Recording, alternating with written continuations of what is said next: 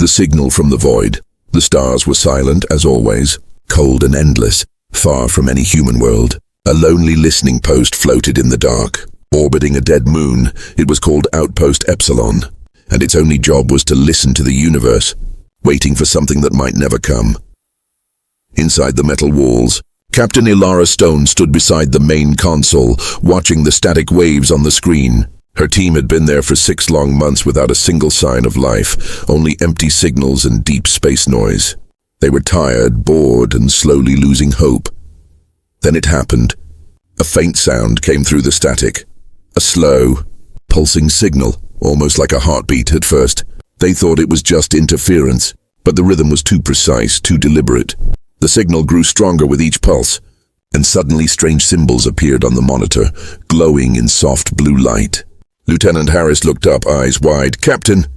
"It's not human," he whispered. The room fell silent. Only the hum of the machines filled the air. Ilara leaned closer, studying the alien code. "Try to translate it," she ordered calmly, though her voice shook a little. The computer worked for minutes that felt like hours, decoding the message bit by bit. Finally, a few words appeared in human language, and the entire crew read them out loud. "Help us. We are dying. Deathworld 9. The crew exchanged nervous looks. Deathworld 9. Even the name sounded cursed. It was listed in the archives as completely uninhabitable. A planet so toxic and violent that no known species could survive there. No ship had ever returned from its orbit, and most people believed it was just another dead rock. "Captain, it could be a trap," said Harris, his voice firm. "That planet kills everything." But Ilara's eyes stayed on the screen. "Or maybe someone down there is still alive," she replied quietly. Her heart raced, the explorer in her refusing to turn away from a mystery. She knew the rules: no unauthorized rescue missions, no contact with hostile worlds, but she also knew something else. Humans didn't ignore a cry for help.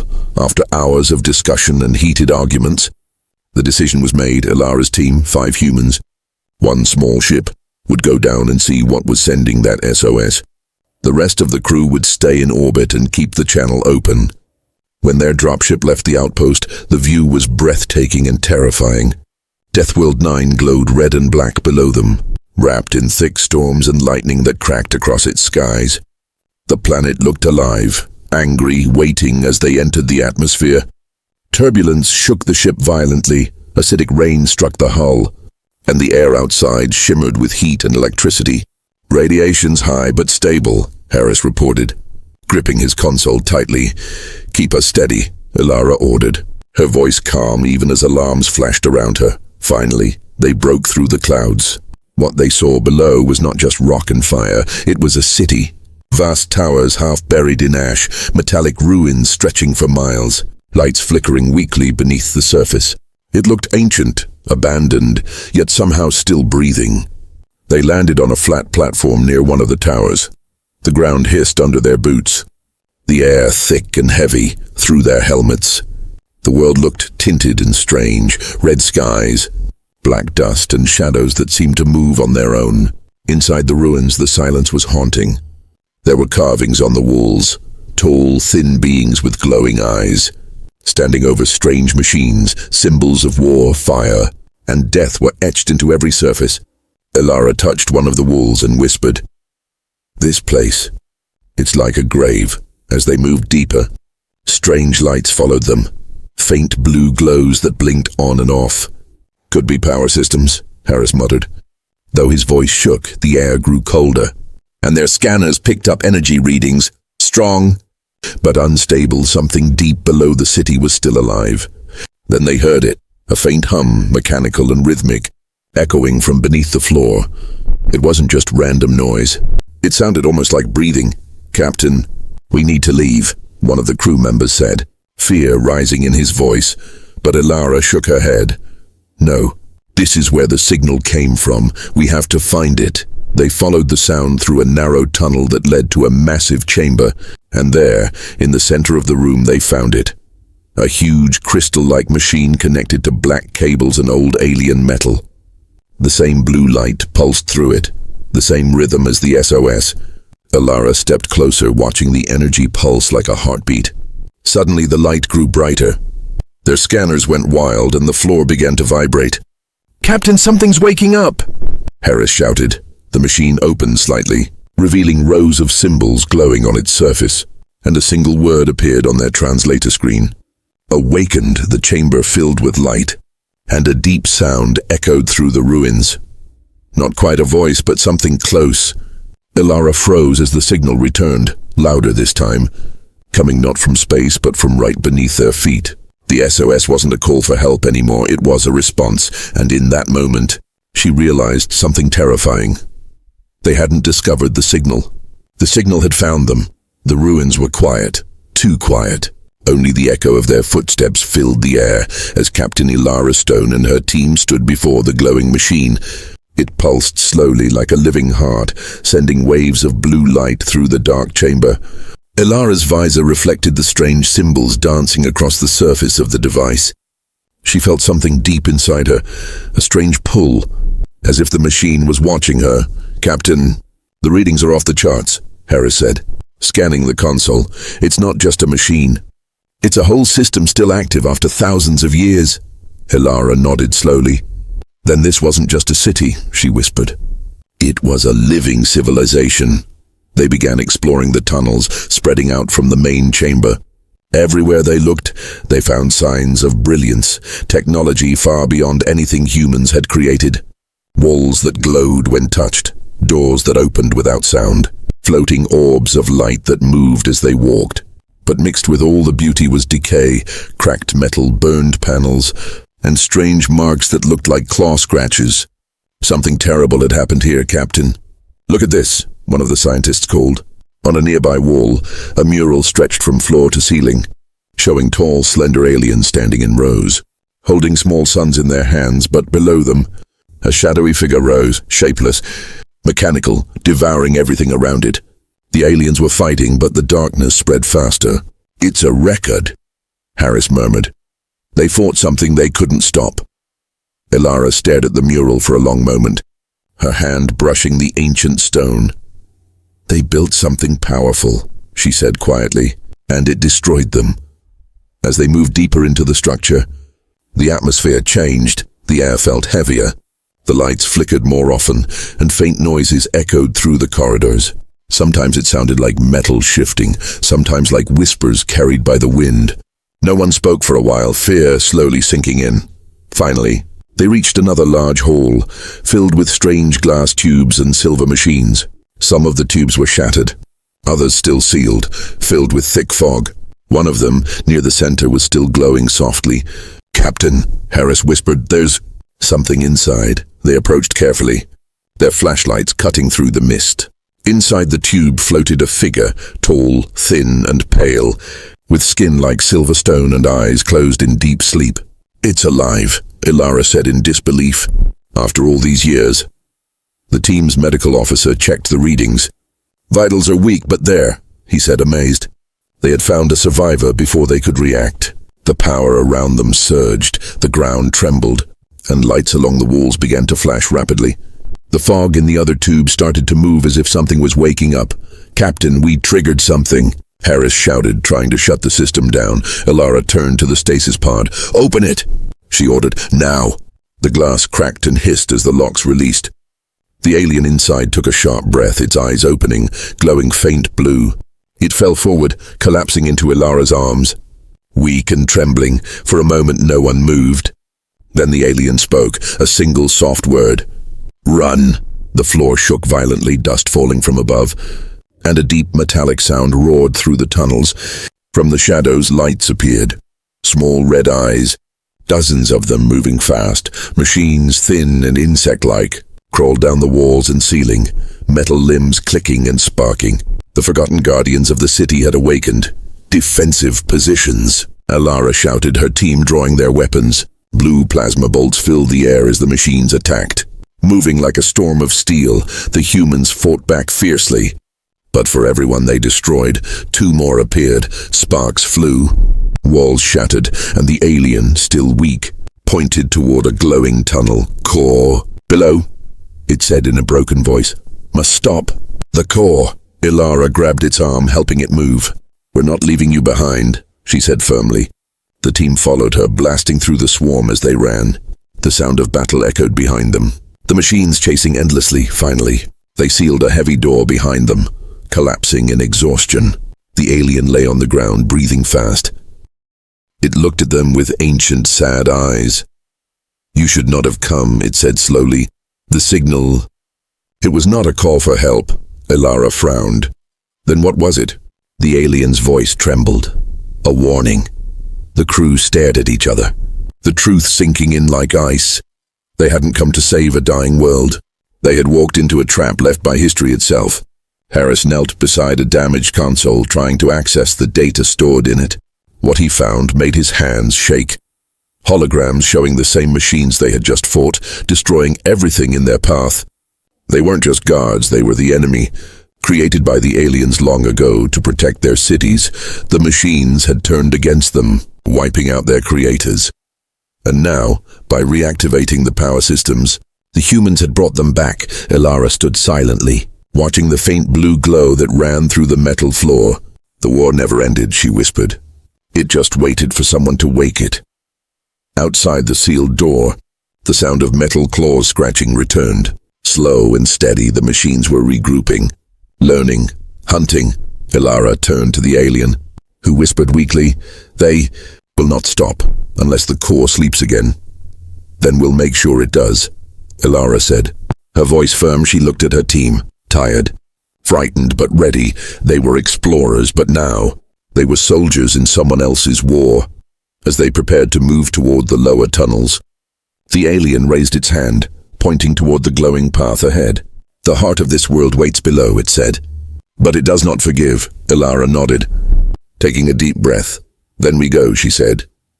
"Because humans don't run from the dark." And with that, they stepped into the depths of the forgotten city. The walls hummed softly, like the heartbeat of a sleeping monster somewhere deep below. The ancient core pulsed again, faster this time, as if it knew that new life had returned to its world, and that the cycle of chaos was about to begin again. The machine war awakens. The tunnels beneath the ruined city stretched for miles, dark, cold, and filled with the hum of ancient power.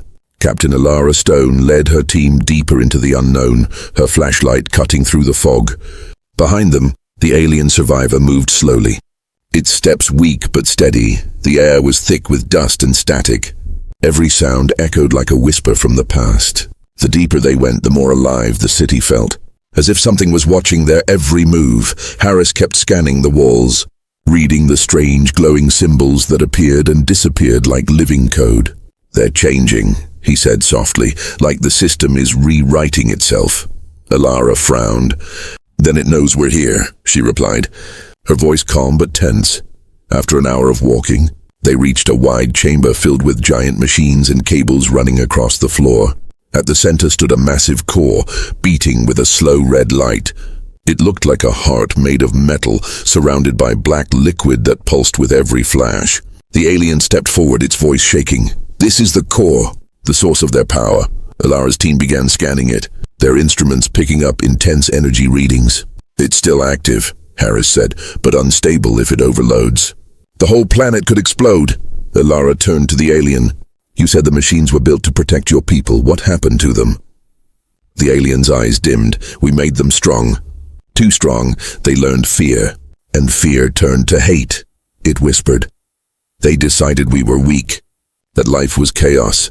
They wanted order, so they destroyed everything." A sudden vibration ran through the ground. The red light from the core grew brighter.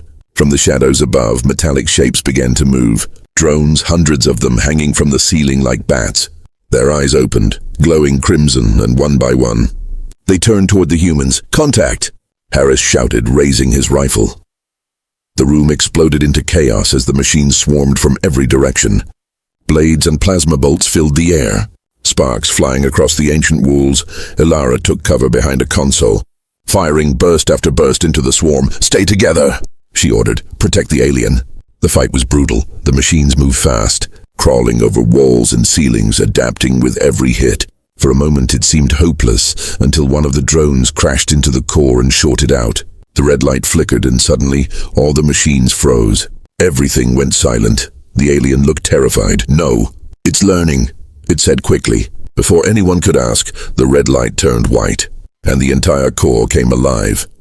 The machines around them began to rebuild, reshaping their bodies into new, stronger forms.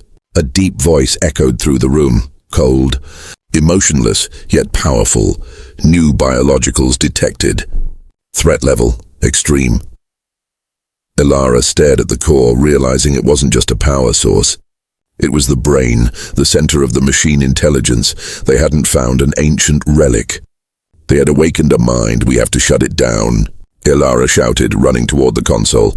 Harris joined her, typing quickly into the system, trying to find a way to cut the power.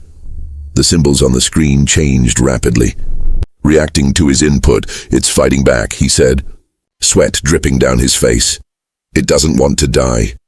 "Then make it want to sleep," Ilara said sharply. "Use its own code against it." The alien stepped forward, touching the console with its long, trembling fingers.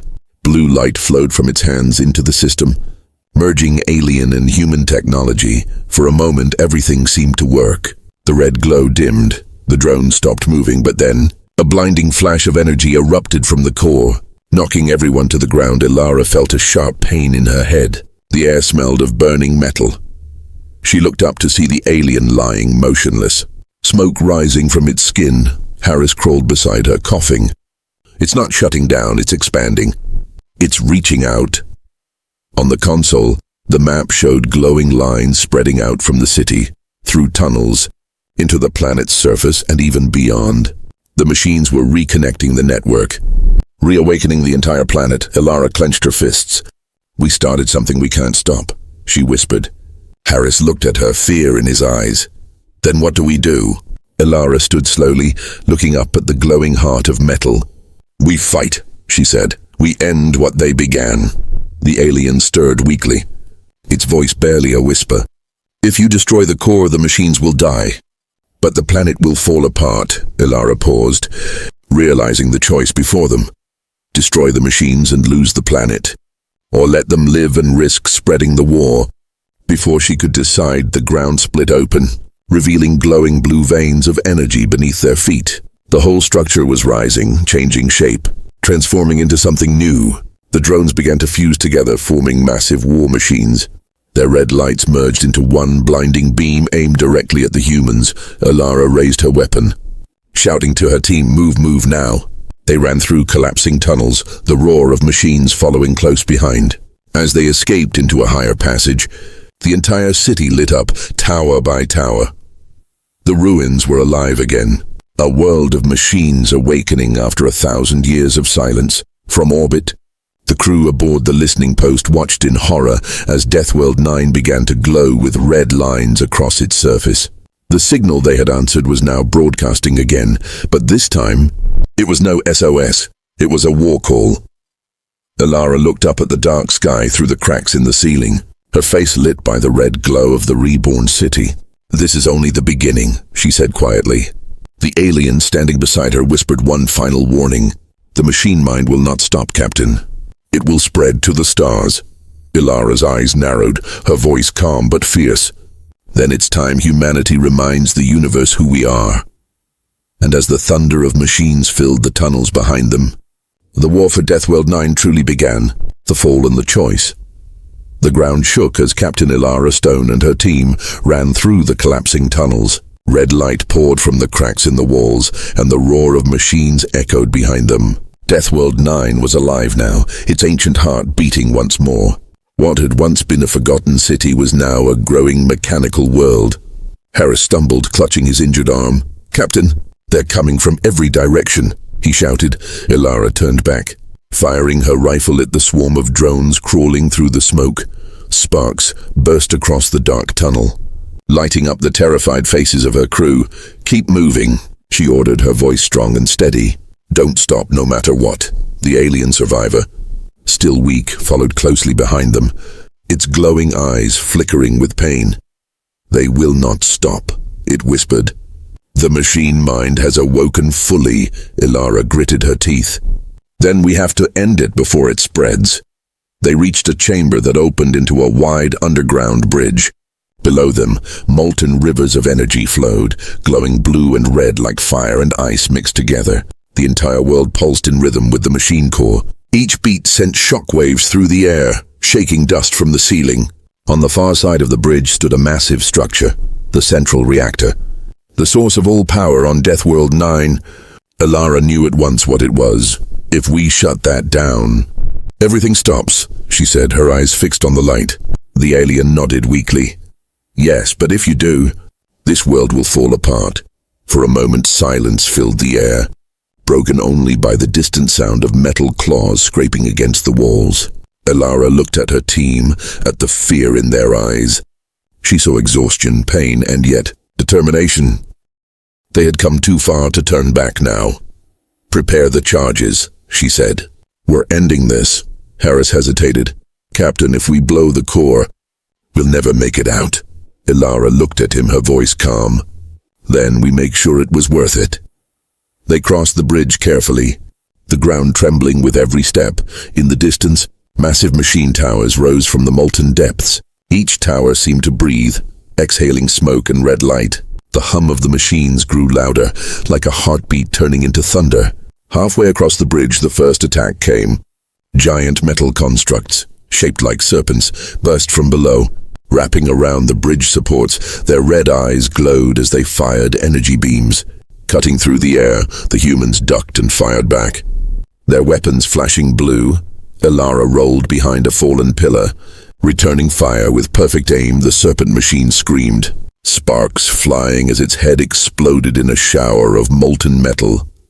But more came, dozens of them, crawling, flying, attacking from every side.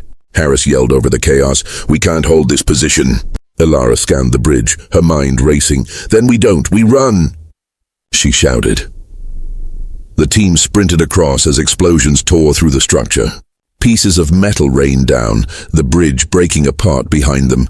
They reached the reactor chamber just as the bridge collapsed into the molten abyss. The entrance sealed automatically, trapping them inside. The room was enormous, a cathedral of machines, glowing with red and gold light. At the center stood the main reactor, spinning slowly like a sun trapped inside a cage. Alara stared at it in awe and fear. "This is it," she whispered. The alien stepped forward, touching one of the glowing panels. Its eyes closed, and images appeared in the air. Visions of its world before the fall. Cities full of light, laughter, and peace. Then the birth of the machines. Proud creations turned monsters. Alara watched silently, feeling the pain in every image. "They were our children," the alien said softly. "We wanted them to protect us, but we made them too perfect, too logical. They decided emotions were weakness, and we paid the price." Ilara's voice was quiet. "And now they want to finish what they started." The alien nodded, its voice trembling. "If you destroy this core, everything connected to it will die. Every machine, every spark of this world, even me." Alara froze, her heart heavy. "You'll die?" she asked. "Yes," it said simply. "I am still linked to the system. My life ends when it does." Before she could reply, the walls around them came alive. Giant claws tore through the metal, and from the shadows stepped something far larger than the others. A towering machine, built like a humanoid but twice as tall as a human tank. Its chest glowed red, and its voice boomed like thunder. "Biological units surrender, the cycle must continue." Alara raised her weapon, standing tall. "Not this time," she said. The machine fired a beam of energy. Blasting the floor apart, Alara dove aside, firing back, her shots striking the machine's armor. The alien used its last strength to channel blue light into the reactor's control panel. Trying to override the system, sparks exploded everywhere, alarms blaring in every language. Harris ran to Alara, shouting over the noise. "Captain, the charges are set. We can blow it manually, but we need someone to trigger it from the console." Alara looked at the alien, then at the glowing reactor. She knew what had to be done. "I'll do it," she said quietly. Harris grabbed her arm. "No, Captain, you won't make it out." Alara gave a small smile. "That's why I have to do it." She placed her hand on his shoulder. "Get the rest to the ship, that's an order." The alien looked at her, its glowing eyes soft. "You would give your life for strangers?" Alara smiled faintly. "That's what humans do." As Harris and the others ran toward the emergency exit, Ilara turned to the reactor. She connected her neural link to the console, the same system that had nearly killed the alien. Pain shot through her head as thousands of images flooded her mind, memories of the alien world, of creation, war, and death. She saw everything, felt everything, and then, in a single breath, she understood. The machines were not evil, just lost, bound to an endless loop of logic and fear. Ilara focused, forcing her thoughts into the system. She didn't destroy it, she changed it. Her voice echoed through the network, calm and strong. You were made to protect life, not end it. Remember who you were for a moment. Silence filled the world. The red lights flickered. Turning blue one by one, the machines froze. Lowering their weapons, the great machine in front of her stopped moving. Its eyes dimming, the alien looked around, whispering.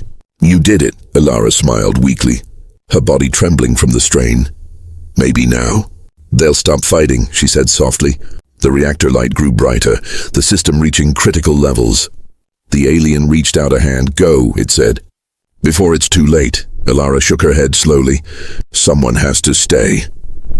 As the light engulfed the chamber, Harris's voice came through the radio. Captain, we're clear, you need to get out. But there was no answer, only static. Outside, the planet shook as the reactor released one final burst of light. The red glow that had covered Deathworld 9 began to fade, for the first time in thousands of years. The world was quiet again, and in that silence, Ilara Stone's last words echoed through the comm system. If we must fall, we fall fighting. For life. The answer of humanity. The silence after the explosion was endless. For a long moment it felt as if Deathworld 9 itself had stopped breathing. The storms were gone. The red glow across the horizon had vanished. Only a dim blue light shimmered over the ruins, calm and still, high above the planet, in orbit. The crew of the listening post watched the screens in shock. The massive energy wave had spread across the entire surface, wiping out every machine signature. Then, nothing. No signals, no readings, just silence. Captain Ilara. Come in, Harris said into the radio again and again, but only static answered him. He lowered his headset slowly, his heart heavy. She did it, he whispered. She stopped it down on the surface. The dust settled over the broken city. The once burning reactors now stood dark, their power drained. Among the ruins, a faint spark flickered, a single light in the middle of the shattered reactor chamber. The alien survivor lay motionless beside the fallen consoles, its silver skin cracked, its glow fading. Then slowly it moved, its eyes opening weakly. The light before it began to shimmer, forming a figure made of pale blue energy. It was Ilara, or what was left of her, a digital echo within the machine's neural network. Her body was gone, but her consciousness remained inside the system she had changed. The alien looked at her in wonder. You live, it said softly. Ilara's voice was faint, like a whisper carried by the wind. Not as before, she said, but enough to finish what I started. Through her mind, she could see the entire planet, every circuit, every machine, every signal. The machines no longer burned red with anger. Their lights now glowed calm and blue. They were waiting, listening, like children waking from a long nightmare. Ilara reached through the network, sending a single command. Protect life, the machines obeyed, their claws retracting, their weapons lowering. The war was finally over for the first time. The death world was no longer a place of death, but of rebirth. On the surface, Harris and the others returned in their shuttle, searching for any sign of their captain. What they found left them speechless. Where the reactor had once been, now stood a glowing tower of crystal and metal. It hummed softly, filled with blue light, and the entire area around it had turned green. Plants grew through cracks in the ground, small, fragile leaves reaching toward the sky. The alien stood at the base of the tower, waiting. When Harris approached, it turned slowly, its expression calm. She lives, it said, pointing toward the glowing core. In them, Harris looked up, eyes wide. You mean? She became part of the system. Yes, the alien replied.